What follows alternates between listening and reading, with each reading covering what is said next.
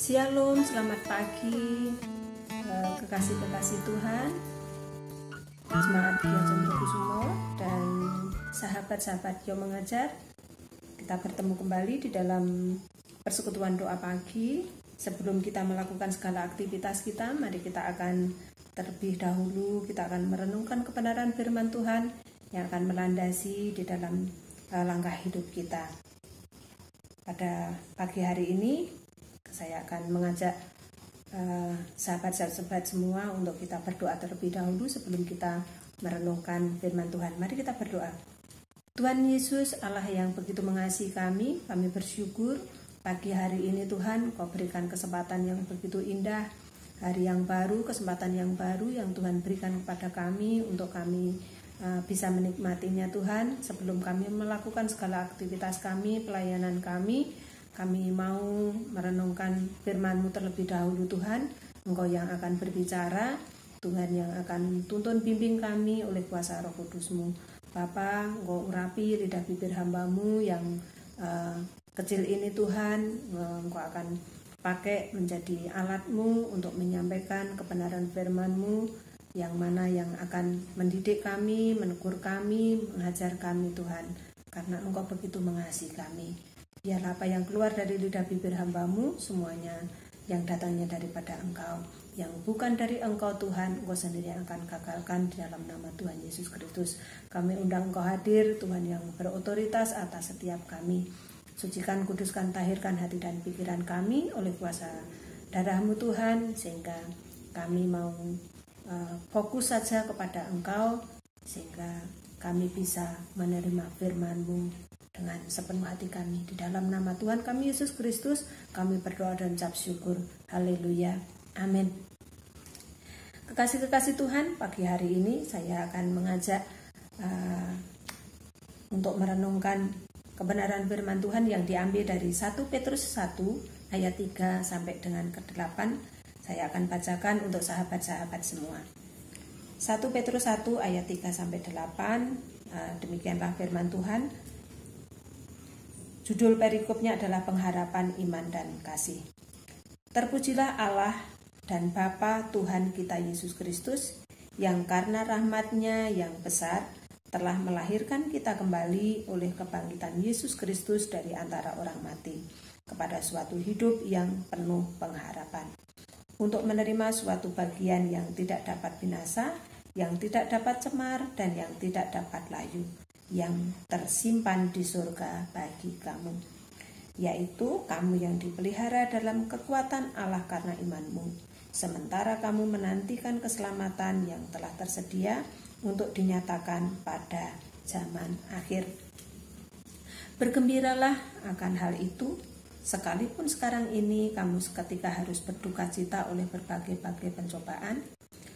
Maksud semuanya itu ialah untuk membuktikan kemurnian imanmu yang jauh lebih tinggi nilainya daripada emas yang panah, yang diuji kemurniannya dengan api, sehingga kamu memperoleh puji-pujian dan kemuliaan dan kehormatan pada hari Yesus Kristus menyatakan dirinya. Sekalipun kamu belum pernah melihat Dia, namun kamu mengasihinya, kamu percaya kepada Dia. Sekalipun kamu sekarang tidak melihatnya, kamu bergembira karena sukacita yang mulia dan yang tidak terkatakan. Amin. Sahabat-sahabat yang terkasih, untuk renungan pagi hari ini saya akan memberikan judul yaitu Iman versus Kenyataan. Iman adalah dasar dari segala sesuatu yang kita harapkan dan bukti dari segala sesuatu yang belum kita lihat. Itu di dalam Ibrani 11 ayat 1. Kita kadang mau beriman, namun kenyataannya justru sebaliknya, yang mana semuanya akan membuat kita menjadi goyah. Bahkan kita akan bisa meragukan janjinya Tuhan di dalam hidup kita. Benarkah janji Tuhan itu akan nyata di dalam hidup kita? Kadang kita bimbang, kadang kita ragu karena kenyataan yang terjadi, sehingga iman kita akan menjadi goyah. Contohnya begini, Ketika kita berdoa untuk minta kesembuhan ketika kita sakit, namun bukan kesembuhan yang Tuhan berikan, justru penyakit yang lain yang muncul. Ketika kita minta, ketika kita berdoa untuk usaha yang berhasil, karena kita sudah mengklaim janjinya Tuhan, bahwa apa yang diusahakan tangan kita, Tuhan akan buat berhasil bahkan beruntung. Justru yang terjadi sebaliknya. Usaha kita bisa gagal, bahkan rugi. Terus bagaimana sikap kita untuk menghadapi semuanya? Masih banyak hal yang Tuhan izinkan terjadi dalam kehidupan kita, seakan-akan membuat iman kita goyah, seakan-akan janji Tuhan itu cuma kata-kata bohong. Bagaimana supaya kita bisa mengatasi hal tersebut, supaya iman kita tetap teguh di dalamnya? Bagaimana? Di dalam Roma 10 ayat 17, iman timbul dari pendengaran, pendengaran akan firman Tuhan. Ya, supaya iman kita tetap tumbuh, supaya iman kita tetap teguh, ya kita harus mendengar firman Tuhan. Bukan membaca firman. Tuhan suruh kita, Tuhan menyuruh kita, supaya iman kita terus tumbuh dan terus tumbuh, yaitu dengan mendengar firman Tuhan. Kalau membaca, kan semua orang belum tentu bisa membaca. Tapi kan ya memang ada orang yang pendengarannya kurang sempurna, bahkan ada yang tuli. Namun itu pun sebagian kecil. Tuhan mau supaya kita mendengar firman Tuhan. Mulai dari dunia dijadikan pun Tuhan juga berbicara kepada umatnya untuk mendengar. Supaya dengarkanlah Tuhan berbicara, bukan baca, namun dengarkanlah apa yang Tuhan firmankan, apa yang Tuhan sampaikan. Jadi supaya iman kita terus tumbuh, iman kita terus kuat, yaitu kita harus mendengar kebenaran firman Tuhan, mendengar firman Tuhan. Di mana kita harus mendengar firman Tuhan? Ya tentunya di dalam, kalau kita bergereja ya tentunya di dalam persekutuan, setiap persekutuan yang ada, di dalam setiap ibadah-ibadah yang diselenggarakan oleh gereja. Ketika kita beribadah, kita harus merespon firman Tuhan yang disampaikan oleh pembicara, siapapun itu. Kita jangan memandang manusianya yang menyampaikan, namun kita mau memandang Tuhan yang mau berbicara lewat hamba-hamba yang dipakai, lewat alat-alatnya Tuhan. Kita tidak usah menghakimi siapa yang menyampaikan. Sekalipun itu setan, iblis yang menyampaikan, tapi itu tetap firman Tuhan. Dan kita harus respon, kita harus terima, kita harus percaya. Karena itu yang akan membuat iman kita menjadi kuat. Iman kita akan semakin bertumbuh, yaitu ketika kita mendengar kebenaran firman Tuhan.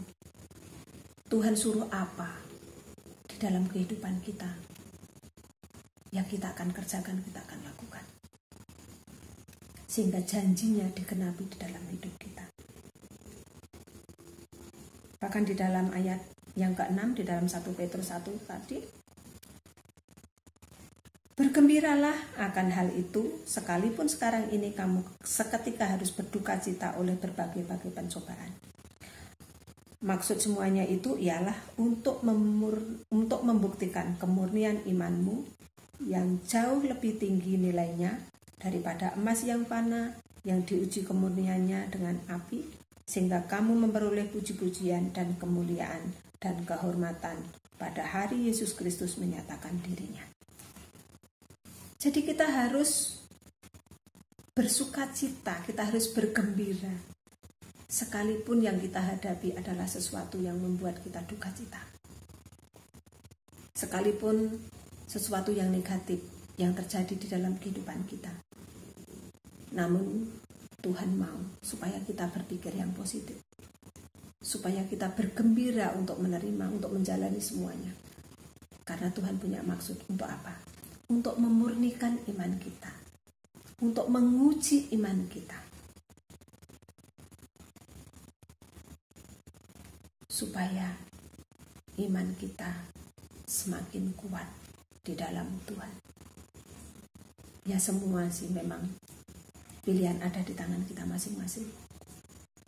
Kita mau tenggelam di dalam kenyataan yang ada, apa kita mau terus pegang teguh janjinya Tuhan. Karena ketika kita taat dan setia melakukan perintah-perintah Tuhan, maka setiap janjinya juga akan digenapi di dalam hidup kita. Ketika kita tidak mau taat, kita tidak mau setia, ya jangan harap janji Tuhan digenapi dalam hidup kita. Karena kadang kita cuma mau ya janjinya aja yang digenapi dalam hidup kita. Namun untuk urusan setia dan taat, ya nanti dulu. Itu namanya tidak adil dong.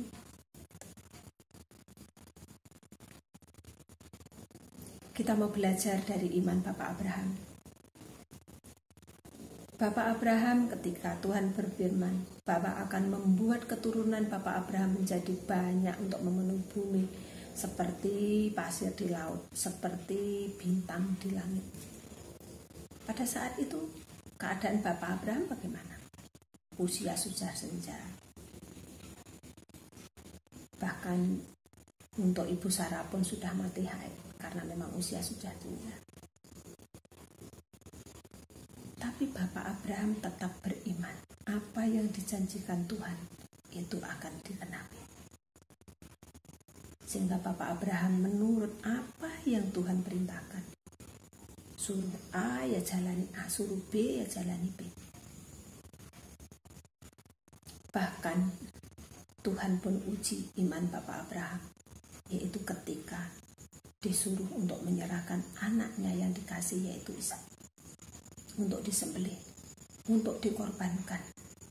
Abraham tidak pikir panjang. Dia jalani apa yang dimau Tuhan.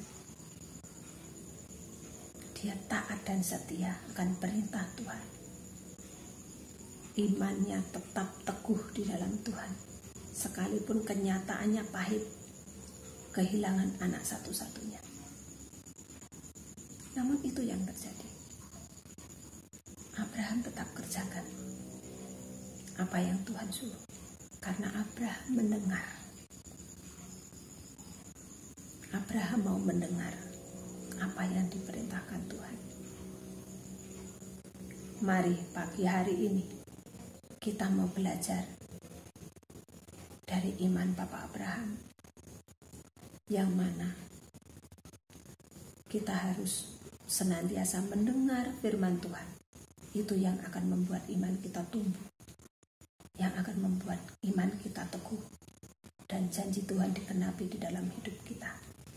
Seperti Bapak Abraham yang taat dan setia melakukan perintah Tuhan. Dan janjinya digenapi. Sehingga kita pun menjadi ahli warisnya.